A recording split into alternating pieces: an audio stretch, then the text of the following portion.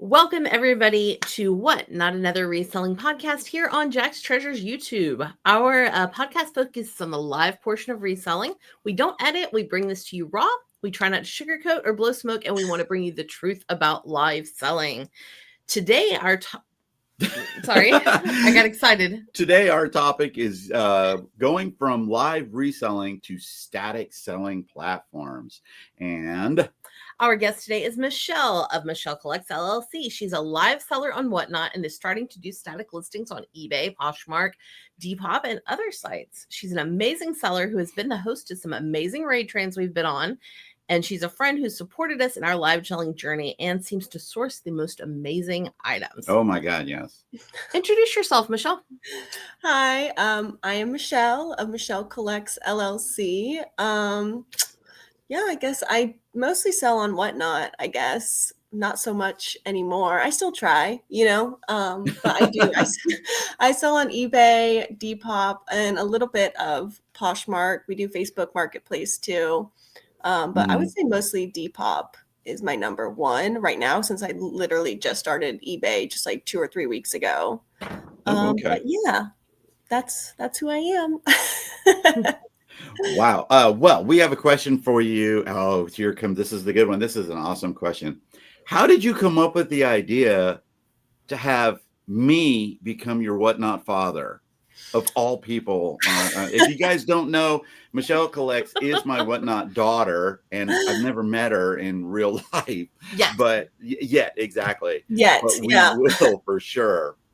You can't really pick your family. Your family just kind of like, No, you guys are so awesome. And I mean, I just love your energy and everything like that. And you are the Whatnot dad for everybody, I feel like. Oh my gosh. You just give off that energy, that vibe, it's like, okay, Mhm. if I'm a Brian, I feel safe. Oh wow. That is probably that just hit my heart so much when you said that if you're with me, you're safe. I appreciate that so much because it means a lot for me. And I embrace the fact that you and Bent Locker and Josiah and seems like now a lot of Alicia other people, too. Oh, and Alicia too, have all adopted me. Yes, way more than my own family, which I have 3 children of my own, 2 of them with my my former wife and 1 of them with Tracy. So it's I love Michelle Collects LLC, guys, in case y'all don't know. And there's a special place in my heart for her because she has supported us our whole Whatnot journey. She has been there, and we love to see her growth and love seeing her expanding out onto other platforms and stuff. And she was part of our Veterans Day raid train that happened on Tuesday, and oh my gosh, she was amazing. Her and all of the other reseller friends that we had on that just did such an amazing job that we're going to be talking about a little bit later. Yeah, it was a great turnout. The first segment of our show here is we do something called Real Talk Q&A. This is where we ask tough questions to our guests and hopefully gain some knowledge that can benefit everybody who listens. Yep. Our first question is the same question to every single guest, and it is, how did you get started with reselling? Oh my gosh. So I have nails. I always was a server, worked in the restaurant industry, worked holidays, weekends, crazy hours. And I have 2 kids. I have a husband. So it just was wanting to spend more time with them. And I missed my daughter's first steps. I saw it like on a video because I was working at the restaurant. So I was like, you know what? That's not going to happen with my second kid. So I was kind of doing both. I was like, just did Whatnot. We bought like a storage unit, and then I still worked at the restaurant, and then I did Whatnot a little bit, and then I started making consistently good money. And I was like, I don't really need to serve tables anymore and work weekends and holidays. And, because my husband's a teacher, so he would work during the day. and I would work night shifts. So we would just like pass each other, high five, and I'd be like, all right, I'm going to work, and he comes home. And so I was just over that lifestyle and wanted to take a step and that risk to spend more time with my family. Oh my God. I don't think, I swear to God, anybody could have said, I want Jack's Treasures to be my dad. I was a teacher. Okay. I taught for 18 years.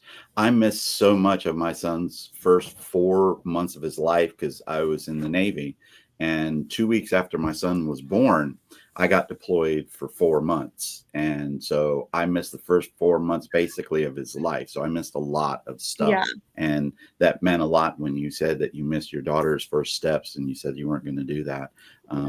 That's just great. I'm going to just interrupt and tell everybody we did our raid train on Tuesday, and yesterday we bought a storage unit. We have not. No, hold on.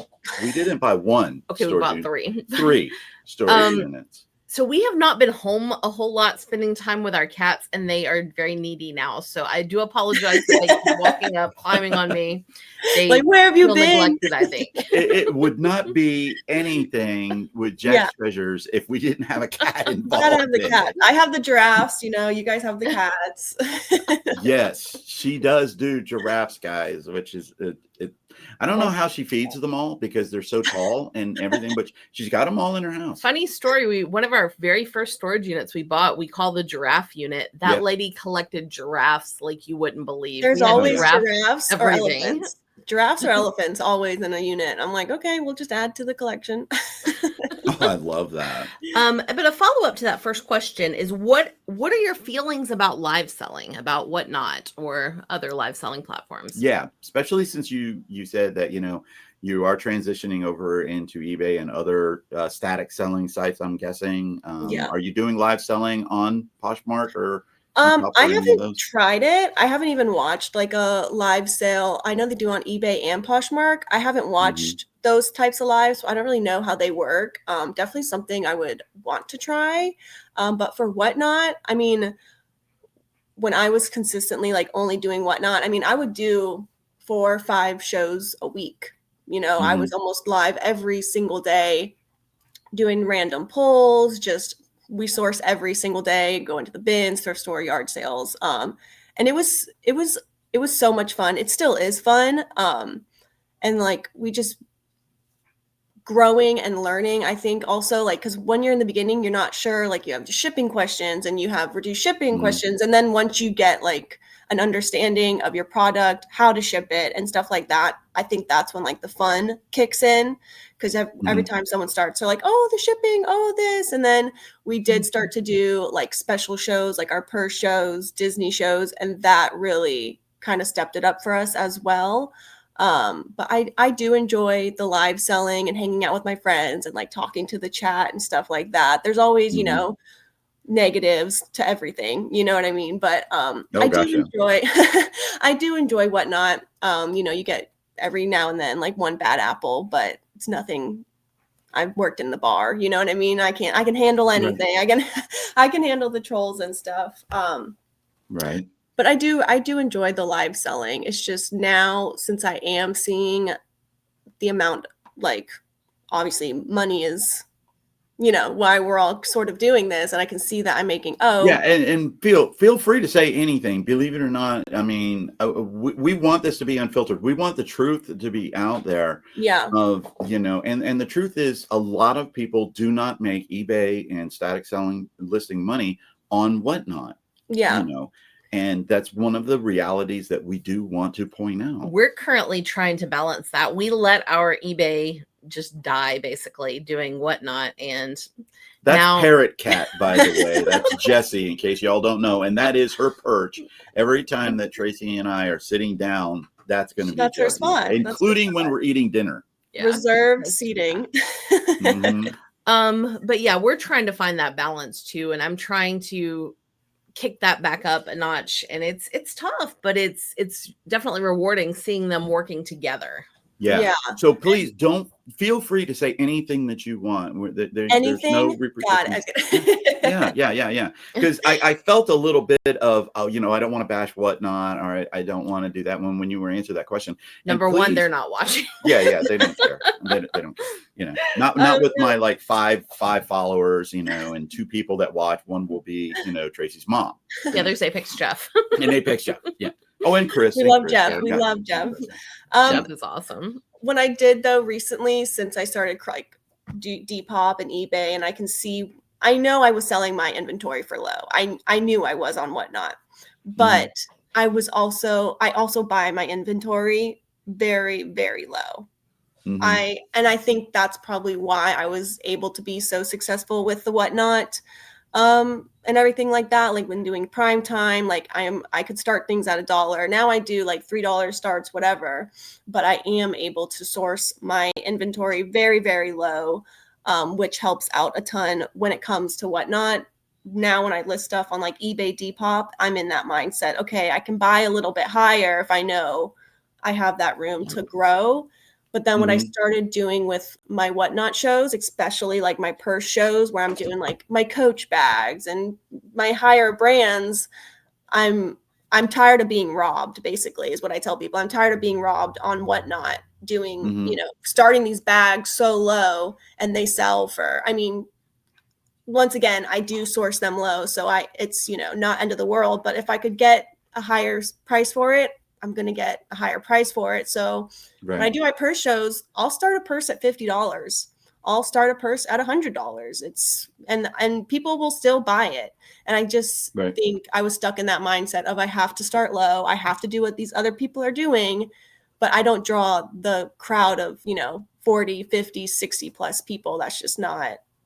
I did for a little bit, but then it kind of just, now I'm lucky if I have like 20 people in my chat on my shows on Whatnot. So I just she's being humble, guys, right now. She generally always has about 30 to 40 people in the chat. I've been in the rooms. She is phenomenal as a seller. But what she said about the drop off like that, we experienced that also, and a lot of that has to do with a certain raid train that she was a host of, and that train right there was a 20-minute time slot that we on average were making close to $500 to $700 every 20 minutes on that raid train.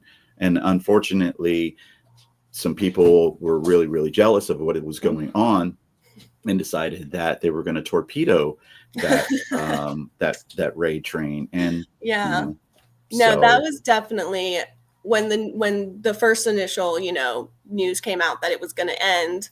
We were all upset. I know we were all frantically calling each other like, what can we do to save it? Because that was like my first Sunday was my first sure. Okay, I could make easily in my 20 minutes, $800 to $900 to $1,000 in 20 minutes. She's made over $1,000, by the way, in the 20 minutes and stuff like that, and beat the bejesus out of us. It's just like, and it was unheard of. Like I was like, me and my husband would be like, what did we like? How is that possible? Him and I he used to be a bartender too. Like, how that would be like 2-3 shifts that we would have to work to make $1,000. Like, and I just did it in my garage for stuff that's used, and it was just mind blowing to me. So every Sunday I was like, let's go prime time, baby. But then I also noticed myself, like I was saving all of my really, really good stuff for that show. And I felt like my other shows started to lack because of that. And I think people noticed. I'm going to shout out, I Love Discounts, Tony and Lysandra. They pointed that out about us as well. They said, that's why you're succeeding better in that show is you're bringing your good stuff there, and your regular shows, you're bringing your seconds. But I was just like, and even when I changed it, people were, what you were saying, they were expecting us to run it at $1. Yeah. And I'm able to do that only because the inventory that I run, I have zero money in at the point that I was running it.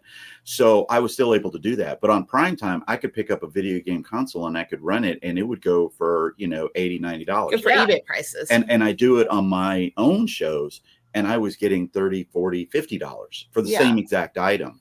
Yeah. But I'm okay with doing that only because I had so much of it and I had zero money in it. Yeah. And, it is a thing that you have to balance that out because you have to feed your family. Yeah, and so when that, and then we did it ourselves for, I don't know, like 3-4 weeks. I think we were able to run it, and then it came to a stop. But it just was, I mean, you guys host your one raid train. Imagine doing that every week, trying to get No, one big no, no, no, seller. no, no, no, no. Don't even say that. I'm editing that part out right there, guys. He won't. Jack's Treasures will not ever do more Yeah. than just that one raid train. Yeah, and it just like, I mean, I know, you know, and also I think a lot of people that are successful on Whatnot, and maybe I'm wrong, but I mean, in my opinion, the people who are the most successful, you know, they don't have young kids, or maybe they're single, or they don't have, you know, like I got to get my kids up ready in the morning, take them to school, got to drop them off, come home, do the laundry, clean up, and then, oh, I also have to list. Oh, and I also have 30 orders to pack. Oh, got to go drop those off. Oh, wait, now I got to go pick up. And it's just like, juggling all of that is hard for me. I mean, I'm one woman show. My husband helps me source and stuff, but when packaging and stuff, I'm like, just let me do it.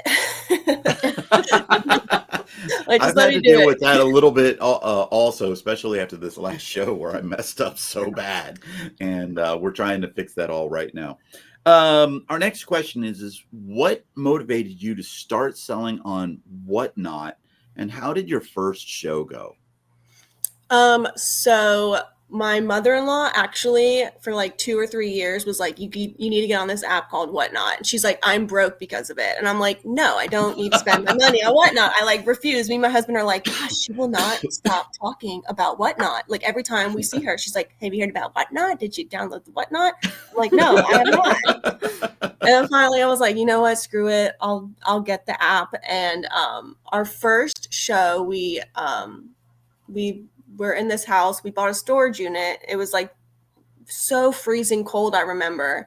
And we just set up a table. I didn't show my face. It was, you know, I just pointed the camera towards a table, and we would just run items.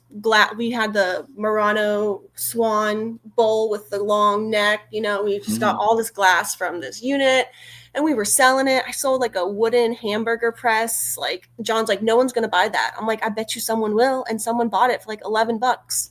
And like my first show, I mean, you title it first show, you're going to get like that traction and boosting, whatever. Yeah. So my first show was good. I was like, I can do this, like $200 in my garage. Like, sure.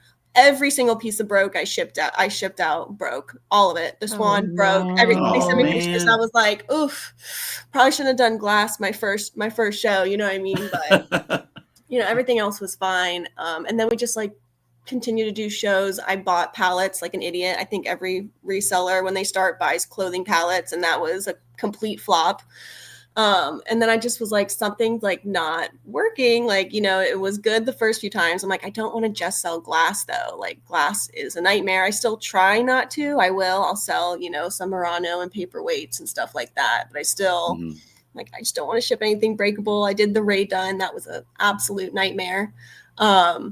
And so then we just kind of did like a hodgepodge of stuff where we were only clothes for a while, only clothes, jackets, shirts, anything. And then we kind of switched to bags, and then we did the lounge flies, and we're in Florida, so we get a crap ton of Disney. And then we just kind of would do a mixture of stuff. We still do have a very big following for hats. I have one guy, you know, you can go into your things and see who your top buyer is. He's my number one top buyer, and he's only bought hats from me, thousands and thousands of just hats. And I do $3 starts on my hats. I'm not running hats at like $20. Like, you know, this man literally just thousands of dollars on hats, and he's still. I wonder what his name is. You wonder if it's our hat guy? Yes. Tell me. We can exchange names. I can't even get his name off the top of our head. We haven't done a ton of hat shows. Mag something. Does start with an M. Yeah. I have one. It's my retirement collection, I think his name is. And then I also have Myrtle Beach Flipper are my two main hat people. And they every single show. Like, I'm like, we get that too. Yeah, we do that same. Yeah. But it's just crazy. And then I do have people that have been with me from my first show. Like retirement was at one of my first shows. I have another girl, Julia. She's been with me from my first shows. Like she had a baby, so I was getting baby stuff for her to sell and stuff like that. So we do have a lot of people that have been with us from the beginning, like a handful of them. But it's crazy because I think I just hit like 9,000 followers. I'm like, who am I? Wow.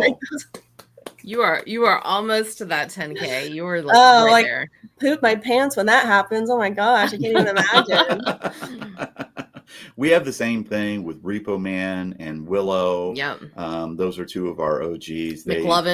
McLovin, him, Digital Express Media, Tim, that narrator dude, all of these people. And it's just that's one of the most amazing things about the platform is you get those connections with some of those buyers, and they really, really love being part of your shows. And they don't always come in and buy, which is still fine, but they're almost always there to support and liven up the chat and things. We literally moved one of our shows because Willow, who loves Blu-rays, he was having a date the night we were going to do our Blu-ray show. And we literally moved the show. We got you. One of the most amazing thing is wait till the folks say, I would love to meet you someday. I'll drive over. He drove an hour and a half from where he lives to meet with Tracy and when we were down in Brunswick, Georgia, and we had a 4-hour meal together. It was awesome.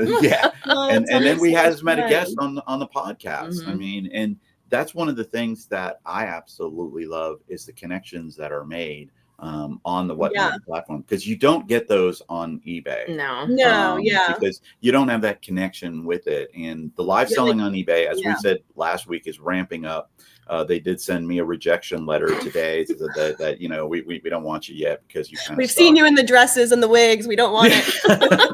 Okay, well, none of that happened, guys. None of that happened. My daughter lies. No, I understand. I have a family that the dad found me, and then the mom shops with me, the daughter shops with me, and now it's like a whole family affair, and they're bidding against each other, and I love it. I'm like, this is great. Family reunion in the chat. Yeah. What do you think are the biggest myths about live selling that newer sellers believe? The biggest myth. I feel like the shipping is kind of like people get really wary about it.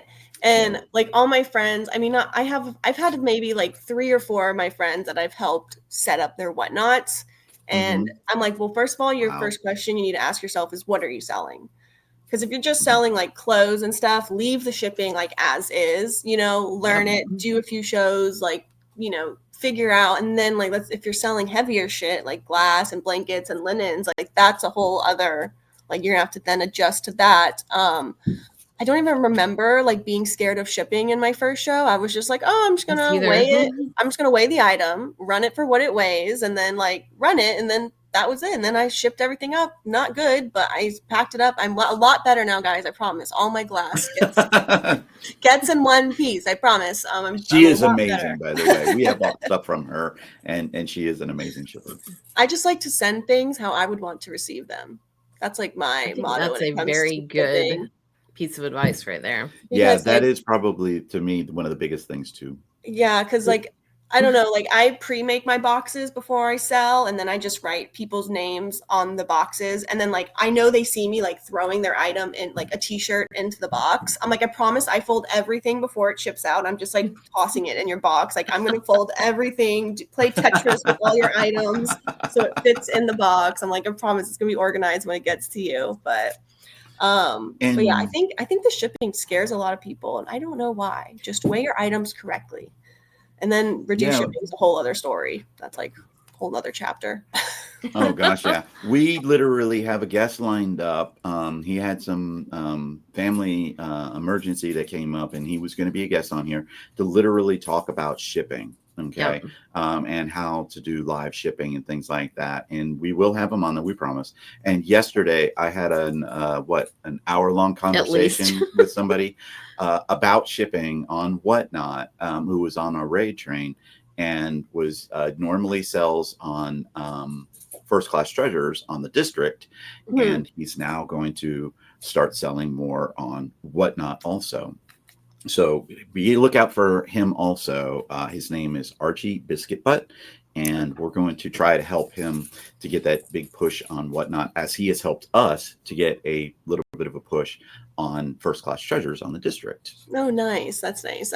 Friends helping friends. You know what I mean? That's what you got to do. Oh yeah. What made it?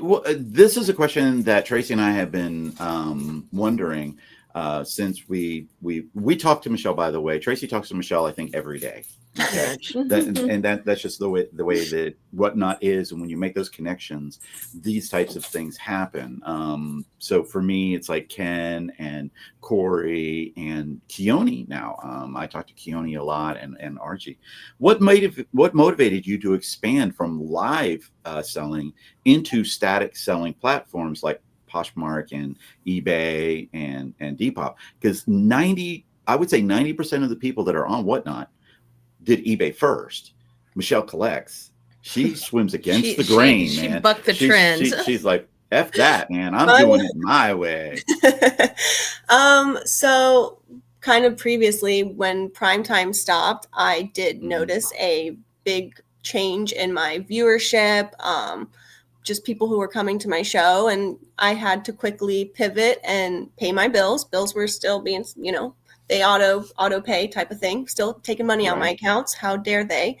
And me and my husband were like, we have good inventory. Like we do, like our bags, we are very proud of our bags and our lounge flies. And, we do bulk buyouts with the lounge flies. We've driven to Orlando for them. And we do get good like jewelry too. And I'm like,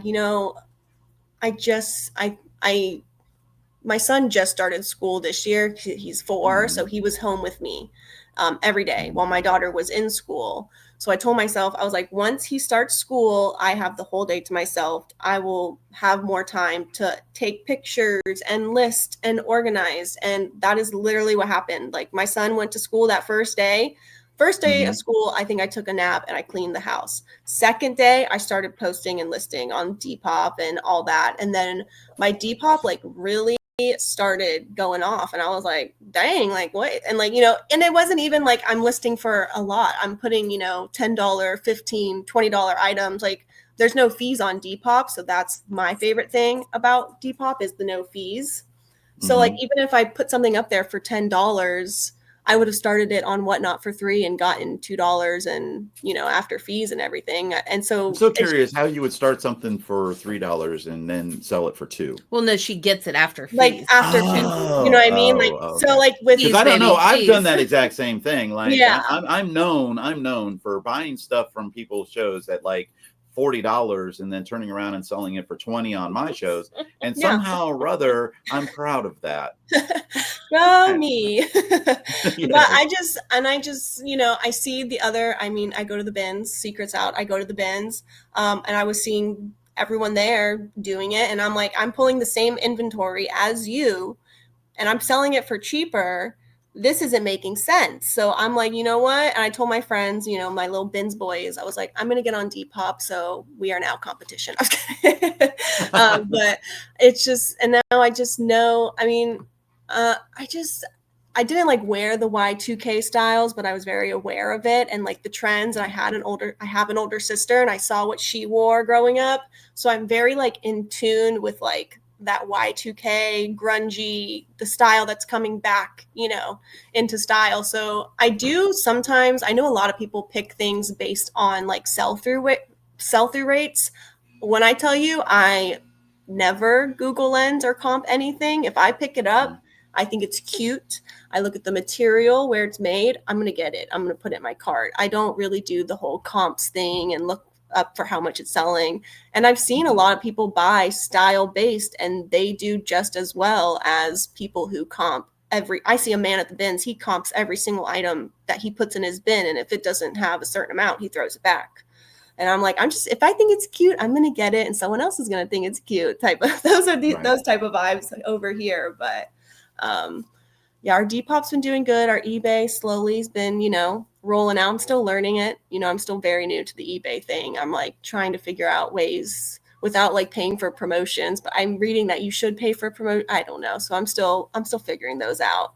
I do it at a low rate. I do pay for promotions, but I'm not going to like pay. Some people are paying 15%. I'm like, that's crazy. But I know. I'll throw a 4 or 5% on there and there are a lot of people on YouTube that you can start to watch some of their videos that definitely talk about promoting on eBay, whether you should, whether you shouldn't, what you're comfortable with. And it really, really all depends on your buy, and it depends on your need for your return. Yeah. I'm going to recommend Corey of Grams and Pops Vintage. I've got a recommendation too. You know, they are absolutely phenomenal. And I can tell you right now, they're going to love what you said about it doesn't make sense to sell something cheaper, because he dogs me out all the time because of me doing that. And I said, well, I'm working towards getting those eBay prices on Whatnot. And for me, it's not I'm losing money, it's I'm leaving money on the table. I'm not making as much. I said, but I've already made all my money because I made my money on the We're buy. going to try to put a link down below to their channel, and also to the Nurse Flipper. If you are new to reselling in general, I think she's probably the best site to go to for like newbie advice. We've actually had the privilege of being on a guest on her podcast before, but yeah, she's got great advice for new sellers. And she's live on Tuesday nights with Sunny Las Vegas. And you can learn so much from Kat, the Nurse Flipper. And I wrote their names down. And I'm gonna put links down below to those folks. How do you decide which items belong in a live show versus which ones you're going to list on eBay or Poshmark? Or Depop? Because Tracy and I are going to have that fight later on today from Storage Unit we got some good inventory. We got some good inventory, and we're fighting and I'm like, you are not going to leave me with just the junky stuff, because he's doing the eBay and I'm doing the Whatnot. Nah, not going to happen. So, I mean, now that I am doing the Depop and eBay and stuff, first, I mean, I used to always first source for Whatnot, and then if I could find extras to put on Depop and eBay, that would be great. And now it's sort of like the other way around. And also with Whatnot, shipping wise, not every show I do reduce shipping. So that also, like, if it's light, I'm like, okay, I can put that in a show where I'll do reduced shipping and stuff like that. In my mindset, if I've sold it before and Whatnot, and I find the item again, or like I know my regulars like specific items, like certain, like Winnie the Pooh, I'll bring Winnie the Pooh to my show because I know I have one buyer and she'll buy all my Winnie Pooh. And it's honestly, me and my husband talked about it. Our Whatnot shows is kind of just our overflow of what either I can't list fast enough, or it's just like, let's throw it on our Whatnot shelf. And then I'll run it. If it doesn't sell, then okay, I'll put it on Depop or eBay, and if it will most likely sell over there. So, and I tell people in my what I do, I don't promote my other, platforms because you're not supposed to. But I have been telling some of my regulars, like, hey, I do sell on other platforms. Prices are higher, but they're not. I'm not crazy with it. I'm not trying to I don't know, because just like I said, I buy pretty low so that I can still give you guys a good deal. Even if it's on Whatnot, Depop, or eBay, I still want to give you guys a good deal and be lower than the rest of the competition. And I'm able to do that. But I tell people, I'm like, listen, I'm going to run this. If no one buys it, it will be going on my other platforms, and you're not going to see this item again. So, and that usually, gets people to swipe, and because they want it, they don't want to miss out on it. So I do offer it to them first, and then if not, it will go on my other platforms. And before this morning, I was going through all my bins and stuff that's just like sitting, and they just opened up like one of those thrift stores that buys kind of like a Plato's Closet, but nicer type of thing. So I'm taking all my stuff there and hopefully get some money back. Make sure you take all of your graphic t-shirts there too, since you whipped my ass in the graphic t-shirt battle that we had. Please make sure that you do that. All the band tees. Yeah, but it's just it's hard to decipher just because I never know how my shows are going to go these days, which is unsettling type of thing to go live and never know if it's going to be like, okay, I could stand here for 3 hours and it's great and it's fabulous, I get raids and all this stuff, or I could just be talking to 8 people for an hour. And that's when I tap out, is like if I'm at an hour and there's no traffic. Make it longer than Tracy does by 55 minutes. If You know, and Tracy's in a room and nobody's talking, okay, and like, she's that's live, it, I'm done. she's like, she's done. I literally think when I run a show, he pays Cajun Reseller to come talk to me so that I don't leave. That's how sometimes my jewelry shows, it starts slow. I give myself about an hour, and then I'll text my husband and I'll be like, what do you think? And I'll see his username pop in the chat. And then he's like, yeah, just call it. We have a couple of cats having a little bit of a skirmish right there and things like that. But yeah, it's definitely now. Michelle said that she doesn't promote her shows on Whatnot because of, terms of service of Whatnot, but this is not Whatnot. So guess what I'm going to be doing? I'm going to have a link down below to her Depop, to her eBay, to everything that she's going to send me. And so you guys can go check her out on all of those sites and see these amazing deals, because she said it, she's still going to give you guys deals because she's buying very, very low. And I want to tell you guys something. She's our competition when it comes to Loungefly. And we source Loungefly also, especially we were doing that for the primetime spotlight Ray Train.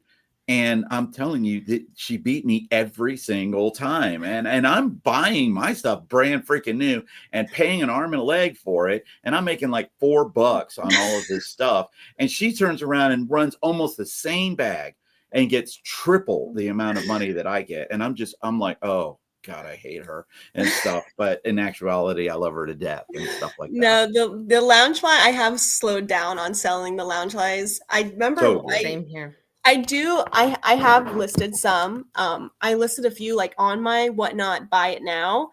And I remember one day I woke up to notification on Whatnot, and I was like, it's weird. Like, I sold something out of my bin. I had a like anniversary Club 33 special edition Loungefly, brand new with its tags. And I did look that one up, and I saw it was sold out online for $350. Oh, wow. And I was like, what? And it was in one of my large buyouts from this girl in Orlando. Mm-hmm. And I bought 18, maybe like somewhere in the 20, 25, 26 bags from her. And I paid $500. Oh my God. And I sold one bag for $300. I listed it for $300. I'm like, well, if the last one sold for $350, I'm just going to list it at $300. I don't, I paid up more than what I wanted to for bags, but still. And that was one bag. You still have those other 17 bags. Yeah. And I was just like, and that was probably my best buyout that I've ever done, was with her. And I still have some bags left over, but I'm not in a rush to, get rid of them, because I'm already sitting in profit from all of those bags.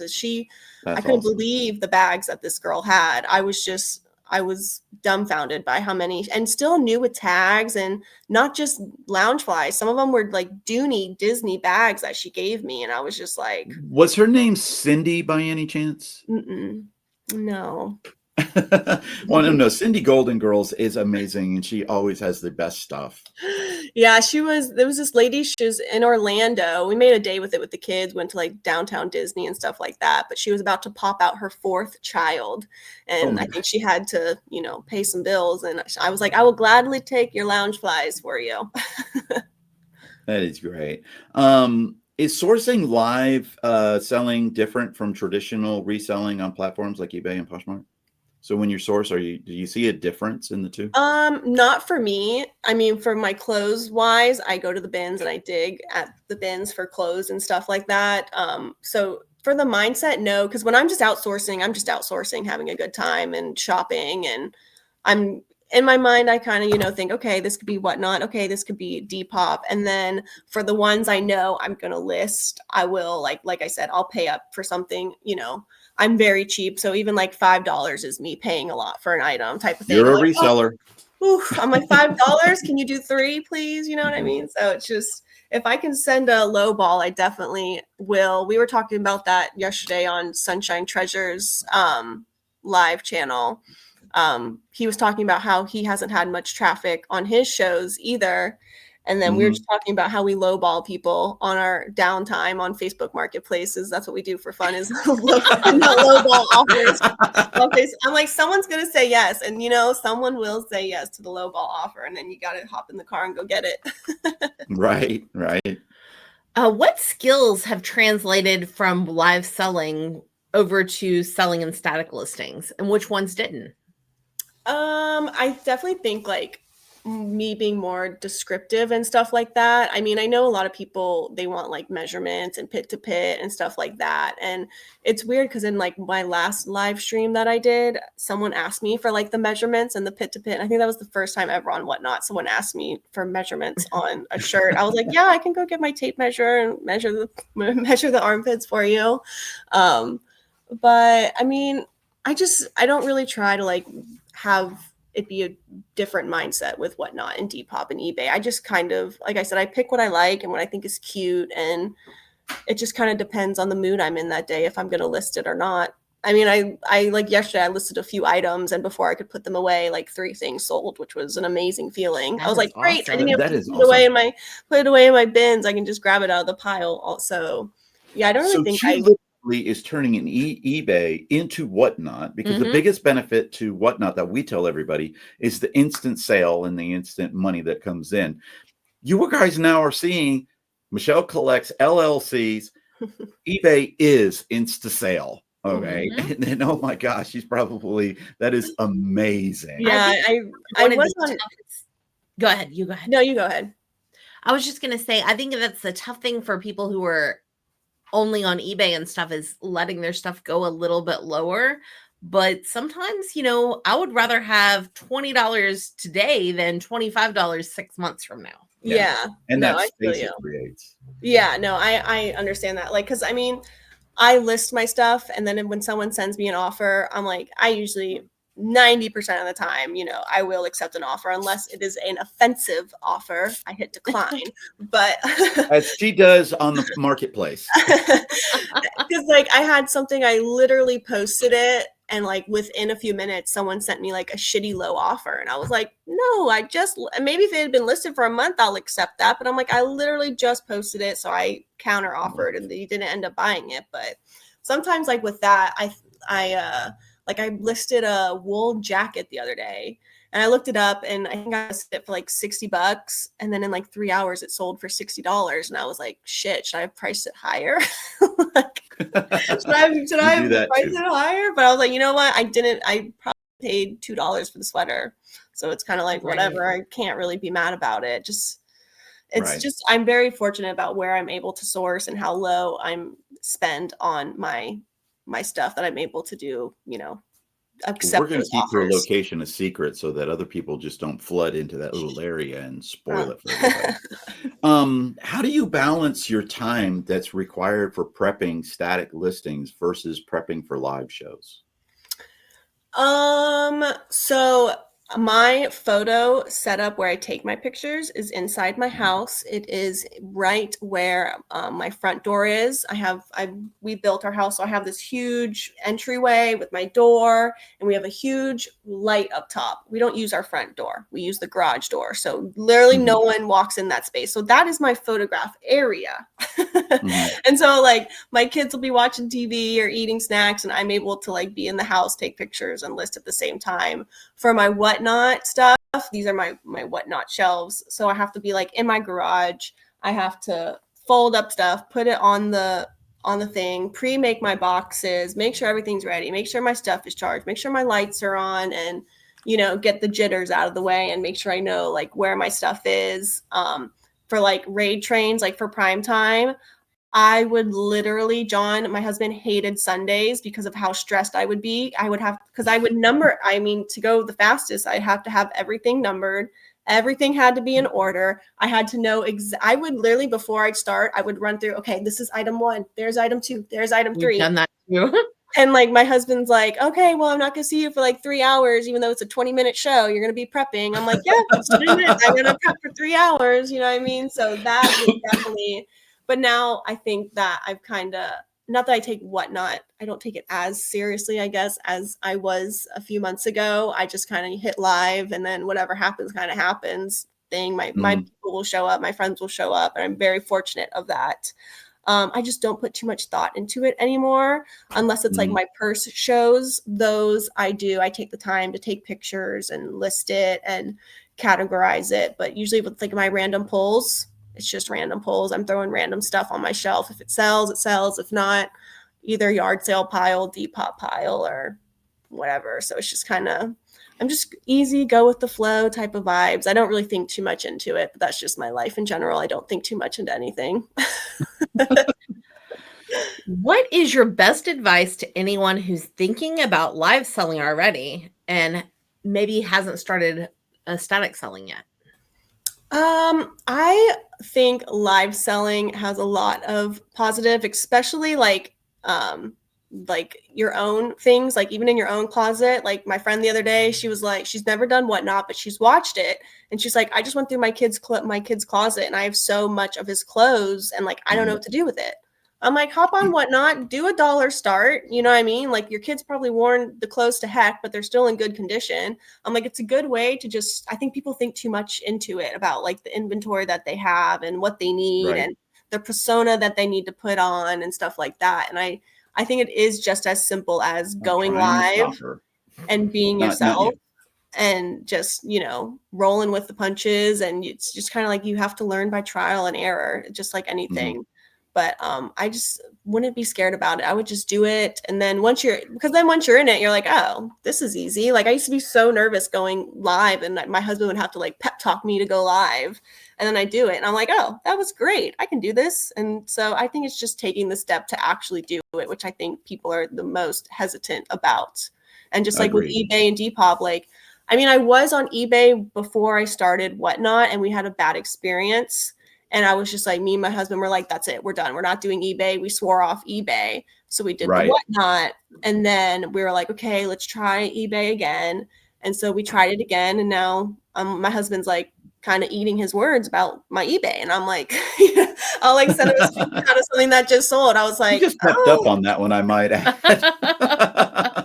And like he, every time something sells on Depop, I fangirl. I'm like, oh my God, I can't believe I just sold that for, X amount of money. If I would have ran it on Whatnot, I probably wouldn't have even gotten a third of that. So it's a crazy mindset. I understand how people start on eBay and then they go to Whatnot and then they're mad about the prices they get on Whatnot. And for me, definitely. I'm kind of just like, like I'm also not attached to my inventory type of way. Like some people are very attached to their inventory and feel a certain type of way. And some, I mean, people sometimes they do spend a lot of money on what they're selling, and, everyone does things differently, and that's okay too. But I'm just not attached, and I'll never be one to price shame, or if it sells for low, that's on me. I should have started it higher type of thing. So then that's where it goes back around to my purse shows. I'm not going to be getting robbed on my purses anymore because I know what they're worth. I go into other people's shows. Sometimes I'll see that same buyer who's lowballing me in my show just bought a purse for $300 in this show. And it's like, I can do that. I mean, my purses are just the same. And so you've done it to me. It's just a mindset game, honestly. And you just got to, roll with the punches, and not everything's, perfect, no matter what job or industry that you're in. There's always going to be highs and lows and things you just got to get over. And tomorrow's a new day. Sell higher, sell more. Just sell. If you're that upset, sell more to make up for that loss. Absolutely. Exactly. All right, guys, thank you for those amazing answers, because those were some really, really tough questions right there. And guys, I'm telling you, you're learning more about the truth of reselling right here. Okay. And that's one of the things that we want to do. I don't want to sit here and blow smoke up anybody's behind and say, oh, Whatnot is the best. It is the most wonderful thing, or live selling in general on any of the platforms is going to to that way. She's already put her on the floor 4 times now, guys. And she's like, I belong up here. Yeah. But this is, and thank you, Michelle, for those. This is our What's Up segment right here, guys. And this What's Up segment literally came out of what happened on Tuesday. Okay. And it is, rating has improved, guys. Oh my gosh. One of the best things is now I can see, as the conductor, I can see, and anybody can see, that when the person starts the raid and they hit that initiated a raid button, on the bottom of the screen, it says who's rating and who they're rating into, and it shows them. And it was something that made us so much better yesterday, because I can see who people were doing. And we completed the Veterans Day raid train yesterday. It was thank you for your service raid train, or Tuesday. No crashes. And we didn't have any crashes. And the best part about it is I saw everybody's rating into the right person the next time, and it made it so much easier, because it used to be up in the top, and well, it still is up on the top when they say they initiated a raid, but now it literally shows the person, and it shows the person's little what do they call it, thumbnail, and it made it so much easier. So thank you for someone that. Like you're Michelle Collects, and there's Michelle Deals, who's very big over on Whatnot. Yes. I know there's been some rating issues. I know there's other gosh, Jacks, that was awful when Yeah. that happened. I think that was on prime time when that happened. It was on yeah. Prime Time, And they rated Michelle's Deals, and I was like, oh. And There's I was another Michelle Collects too. Yeah, there's Michelle Collects things or something. Yeah. I don't know. I know. So I had to change my eBay to Michelle Collects 2 TOO because Michelle Collects LLC was taken. I was like, who's out here? Who's out here impersonating me? You know, but yeah, that we have the same issue with Jack's Treasures on Instagram, and the person who has it doesn't use it. So give it up. Which I haven't even told Brian that yet. I just realized there's someone on Reddit named Jack's Treasures, and they go into all the porn Reddits. It's not So me. It's not me. us. It is not me. If you I ever swear to look God. up Jack's Treasures on Reddit, No, don't it's even not say us. that. Do not say that. Yes, say that. not. It is not us. It is not us. Oh my God, I Tracy. discovered that yesterday. oh my gosh. And we're in the same room together all the time, guys. I swear to God. I swear to God. It is not me. I don't even know what Reddit is. Okay. I don't know how to work it. I don't. promise. I don't. Oh my God, Tracy, I don't believe you just did that. Yeah, I meant to tell you. It just It would have been came nice up if now. you told me not on air. Okay. That you could have done that, by the way. Next time, can that be an email? Okay, back to the topic at hand. Do you believe Whatnot's rating feature helps build the community? The rating feature? Yeah. Mm-hmm. I do if it's used correctly. And that's like so weird. Like, what do you mean used correctly? When even like I think it's always important to raid. I don't think you should just end your show. And that's for anyone listening, like newer sellers, whatever. Always raid. Even if it's one person, two people. I'd get raids with one person, two people, three people. I'm still like, oh my gosh, thank you for bringing your friends here. Celebrate every single raid. It doesn't matter. That's still, you know, 3 more people that, you know, you didn't have in your chat, and they could be new buyers or XYZ. But I think it is helpful. And like, you know, always raiding someone new is also, you know, don't always raid the same person over and over again, or, you know, raid your friends or raid into a different category. You know, don't always raid the person that has the most numbers of people in your room for selfish reasons. Like, oh, they have 500 people, I'm about to get 500 new followers. Like, no, like that's not ultimately, you know, how that works. Just like buying sponsorships. Balance it. Like, you know, I'll do like part of the time we do try to raid someone a little bigger. Part of the time we try to raid someone tiny. Sometimes we raid in category. Sometimes it's like, oh, one of our friends is on. We try to mix it all up. Yeah. And that is a big thing, because when we do a raid, like at the end of the Veterans Day raid train, it was 11:30 at night, and I was exhausted. And I said, okay, we're going to bless somebody with a raid, which first off, we had like 80 people in the room, which I normally never have. And we don't do late nights. And so I was like, I hope we know somebody that's on. So we clicked the raid feature, and Shop 801 Lane, Brooke, was on, and I'm going, oh, we're going to go to see Brooke. I love Brooke. Brooke is an amazing seller. If you haven't checked her out, check her out. And before I was able to hit the raid, Tracy saw somebody who was on the raid train earlier in the day and was a newer seller that we had just met. We had just met him like about 3 weeks ago at a Whatnot meetup in Atlanta. And so I stopped the raid, and we went into the Bernard, the big fishing family, who is just amazing. And I know that might have been probably one of the biggest raids that he ever had. Yeah. And he was so appreciative of it. Yeah. It was great. And sorry, Brooke, but you didn't need the raid.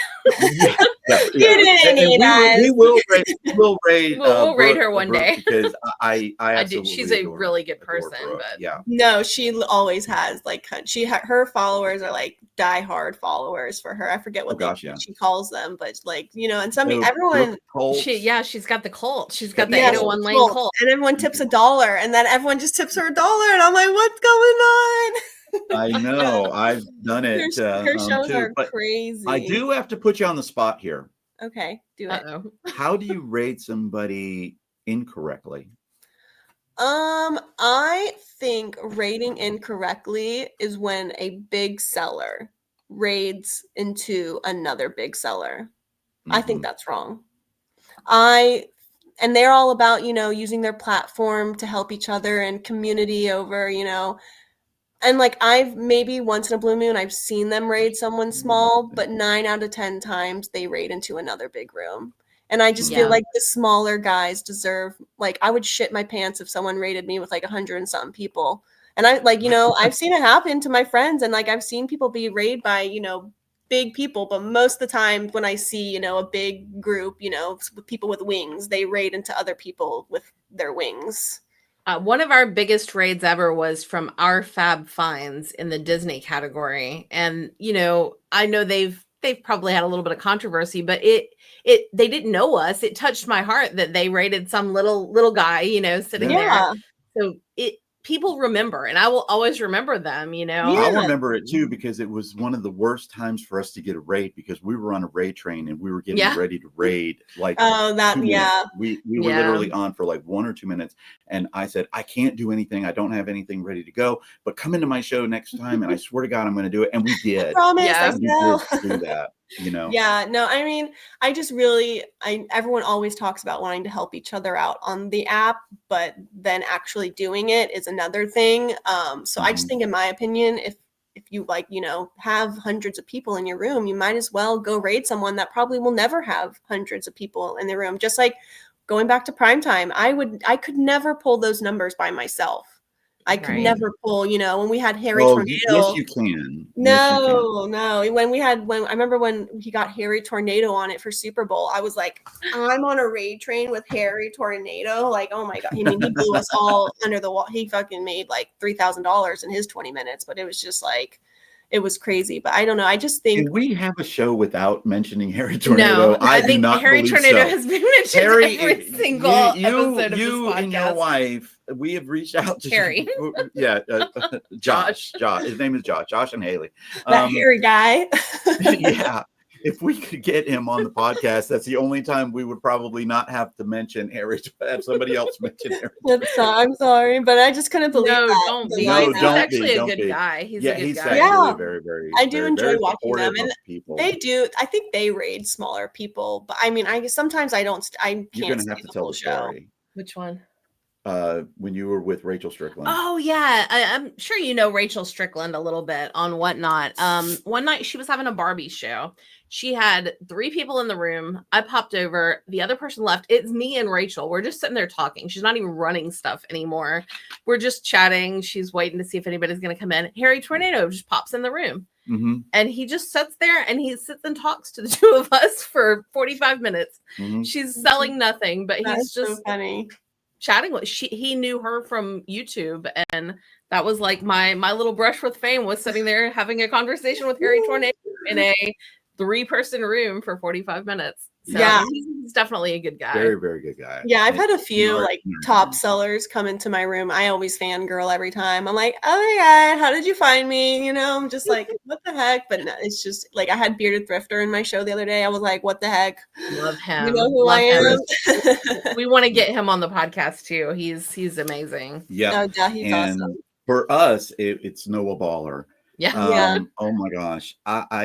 I don't know how or why Noah Baller even found us or heard about us or anything about us. He was on Primetime once. So yes, he was on Primetime, and it might have been that, because he's just an amazing person, and he pops in our shows all the time, and I'm like, how the hell does he even know us? I know. You can see Brian get all like, ooh. I do. I fangirl. I fanboy. I do it. I apologize. I am a little giddy girl. Okay, when it comes to that, you got to, and then but then it's crazy. Like, you guys probably pop into people's shows and they're like, oh my gosh, like Jack Treasures is in the room, and like some, and it's just like, I'm literally, and like, don't do that. You know what I mean? People be like, oh my gosh, Michelle. I'm like, no. So I go on ghost mode so that no one can see when I'm in their rooms anymore, so they don't have to,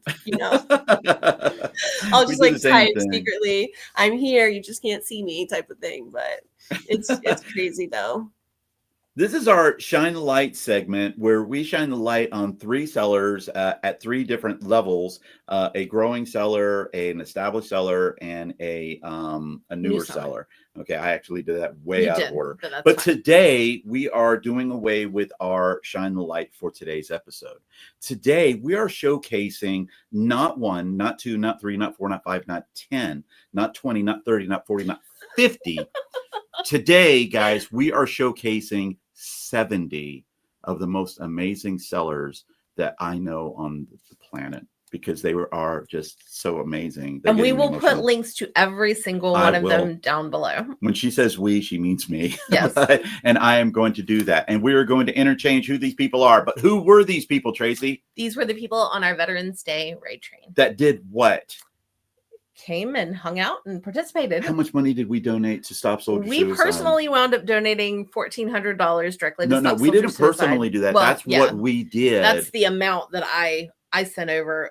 And then there was, I would say, hundreds or thousands more from individual people like Michelle that donated themselves or they donated to other causes. And it touched my heart. So, yep. And we're going to go kind of fast with this, guys, but there will be links down there below right there. Tracy, you're going to go ahead and start. Gina's Gifts. First time on. J Ride Flips. First time on. The Big Fishing Family. First time on. Nurse Willa. First time on. Common Sense Thrifts. Meg. Love you, Meg. I still got to pay for those shirts. I'm going to be doing that today.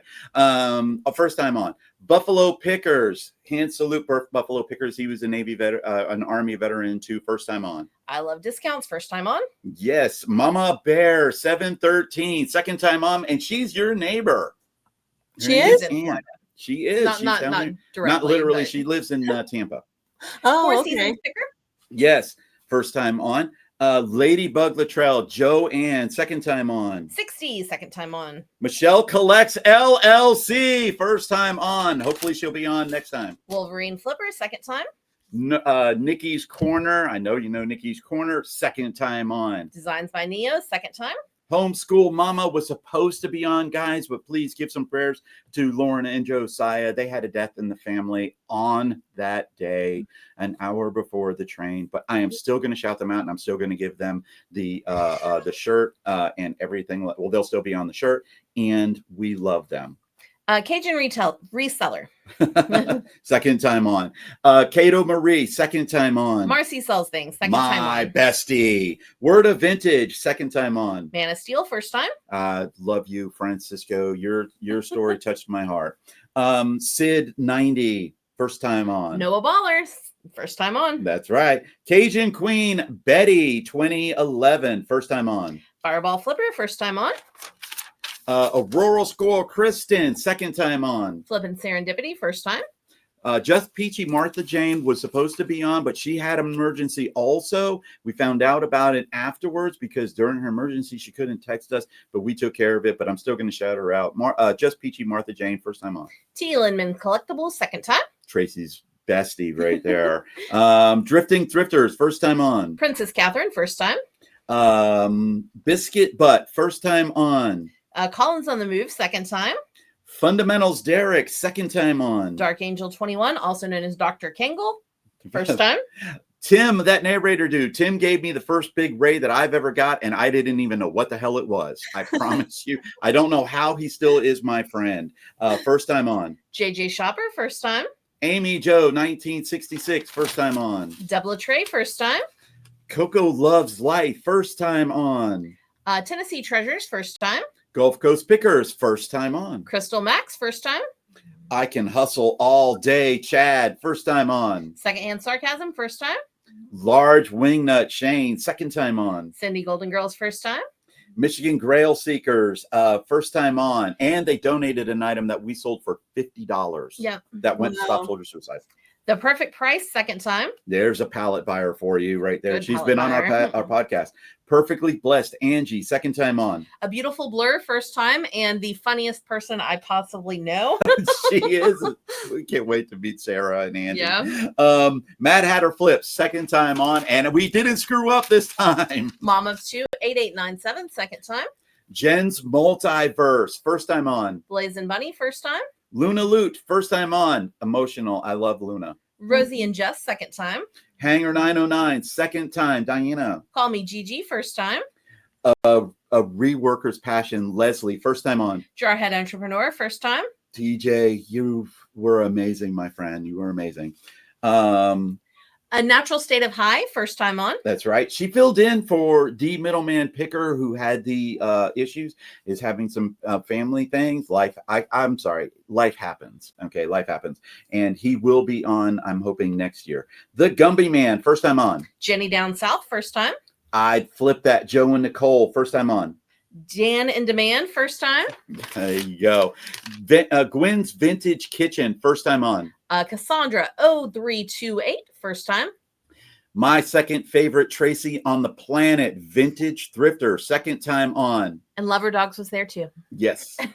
And Keone, first time. And we love Keone. Guys, I'm going to have links. Shout out to all 70 of these awesome people. My gosh, I know. And that was actually about 73 because of the other people that came on. Thank you so much for being a part of that, for helping us to raise money for Stop Soldier Suicide. There's links down below to Stop Soldier Suicide, guys. 22 a day basically means every hour that we were on that raid train, somebody had committed suicide. All right. It is. Oh, I'm sorry. It's your turn. It is time for my favorite part of the entire podcast. This is where we turn the tables. We allow our guests to ask us any question they want. It can be about reselling, whatnot, eBay, personal life, anything you want. Yeah, we've had a lot. They've been all over the place. We're going to be starting to do on this channel. We're going to be starting to do some shorts of some of those questions that people have asked us. What we want to do. Mm-hmm. All right. What has been your favorite locker that you bought and your least favorite storage unit locker that you bought? Oh, wow. Okay. Well, she obviously doesn't watch our YouTube channel. No. We're going to have to answer We're doing this a countdown. Question. We're doing a countdown, though, on our channel, so that you are going to be able to see this. So we're going to go ahead and answer that question. We may have differing thoughts on these because my favorite locker was not the one that's coming up number one on our list, but it's just one that I just really liked. And it's the locker. Well, we call it the Whitney locker. It wound up, that was the first name of the person who lost the unit. And I love this locker because this person was probably my twin. Agreed. Everything she had in there, I was like, oh my gosh, I love this. Oh my gosh. I literally still have things in my closet that I wear all the time that came from this unit. Can I keep have stuff around our house. Yeah. I mean, it was my twin's unit. So that's my favorite. She was absolutely you could just literally tell. We feel bad. We really do feel bad when people lose their lockers. And believe it or not, guys, I really don't want to buy somebody's locker that really feels bad about it. And if they can pay for it, please do. And I'd always encourage people, make sure you're up to date on your payments and you know exactly what card that you're using, because that's how a lot of people lose their locker. And go in at least once a month, check it, make sure nothing funky's happening. Yeah. My favorite unit, I'm going to also spoil because I'm not going to mention the first unit that we do together, okay? But one of my favorite units that we ever got was called the game unit, and it is coming up on our thing. And it was because it had these board games in it that were not the normal board games. They were the Rail Barons. They were the, World War II type game. These very intricate games that we could never play because we have cats, okay, and they would ruin the whole thing. But it is one of the ones, and that one, when we got into the back of that unit, there were tubs and tubs and tubs, tray tubs full of Blu-ray and DVDs that were all new and sealed. That was really what built our whatnot, was that particular storage unit. I never knew how crazy Blu-rays were until whatnot, and everyone said, do you have Blu-rays? I'm like, no, I'm gonna start looking for Blu-rays. Oh my goodness, what the heck? Yeah, I'll give you one little hint. If it says Ultra 4K on it, pick it up. It doesn't matter what that movie is. It could be the suckiest movie on the planet. Somebody will give you $7 for 4K or 3D, definitely Bolos. Mm-hmm. And I don't know if we have the same least favorite unit, but I'm going to say for my least favorite unit, it was what we called the first rat locker. It stunk. Everything in it was gross, messed up. We had one cool thing out of it. It was this 1950s Formica table with these matching chairs. It wasn't Formica. Well, it was glass on top. It was glass on top. The chairs, But because it was what happened to that coolest thing ever. And we took it home. We cleaned it up. We put it on the Facebook Marketplace, and people, they never bought it, but someone kept offering us trades and things like that.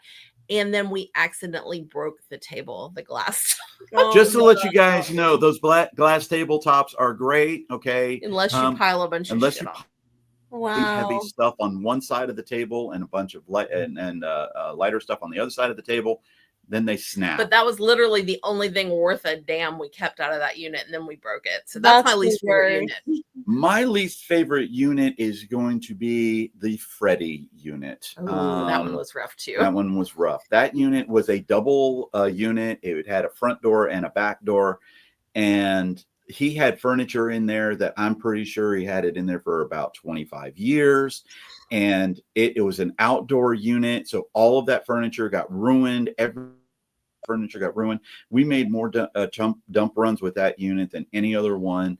And he was definitely a drinker because he kept all of the, you know how a 6-pack bottle thing has those little folding things that you could fold.